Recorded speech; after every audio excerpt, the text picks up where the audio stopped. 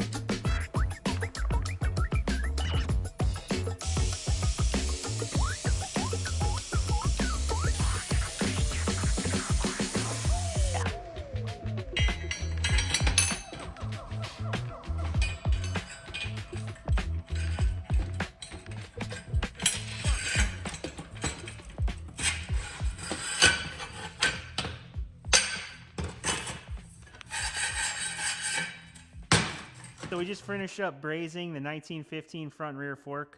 We've been building this thing for a customer. This went with the frame, the tanks, and some previous videos we were doing. This one's going to be going across the country on the motorcycle Trans Am, so we're really excited about that. He's going to have pretty much brand new chassis on an original 1915 motor. So we'll see these again in the future, coming up next September. But in the meantime, this is all wrapped up. All we got left now, I'm just going to do a real light assembly to show you guys how this works. This is our left and rear plunger here. These slide in that casting like so. And the front fork here, the spring tubes, which obviously the springs are not in this. It just slips in here. Just like so. And that will give him his front and rear. And I have to clean up those edges. I got a bunch of grit in there, that's why it's moving so hard. But you can kind of get the idea. This is the internal spring plungers. The springs will go here. He'll cut those to length, whatever length he wants to set his preload at.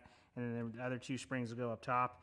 And then once you preload the fork, you can actually put your caps on, and you have a completely internally sprung front fork assembly. So turned out pretty nice. I'm happy with this one. Again, this is going to be going across the country, so it's going to be used pretty heavily. And we got, believe it or not, I think 2 or 3 more of these we got to build for a buddy and some other customers. So we got a lot of work to do. The shop's been super busy this year. I want to thank everybody for the support. Thanks for checking out this video. We're going to have a bunch more stuff here coming up. I'm actually getting ready to start on my Born Free Texas build here very shortly. It's a 2-cam cut down we're going to be doing for Born Free Texas. I'm excited about that one. You know, pay homage to the old cut down guys from California. John Cameron, Lance Tidwell, Sam Oppie, all those guys, Finnegan Spear, R.L. Jones. Those guys kind of set the precedent for cut downs in the JD world. And I'm going to be putting my own little spin on that. And again, paying homage to those guys. They're big inspirations for me and everything I do here at the shop. So we have that coming up. In the meantime, I'm actually been working on my 37 a little bit. That's actually behind Kels right now. That's going to be a fun one. We'll probably do some videos on it a little bit later. It's just kind of in a light assembly stage right now, but I'm getting that one ready for the loop in September. We got races coming up in September, this September. The Motordrome, we just kicked this off. This is a recent event that we just launched. It's going to be just like Sons of Speed, 100-year-old vintage board track racing. It's going to be board track bikes, hot 45s, stock 45s, same with the board track classes, hot and stock. We got some big name guys coming back. We got eBay Jake, Nathan Grubb, Detroit, and a lot of the guys that race Sons of Speed, and they're going to be coming up to Erie, Pennsylvania to race on our race. So we're really excited about that. Like, subscribe. Check out the next video. Appreciate the support, guys.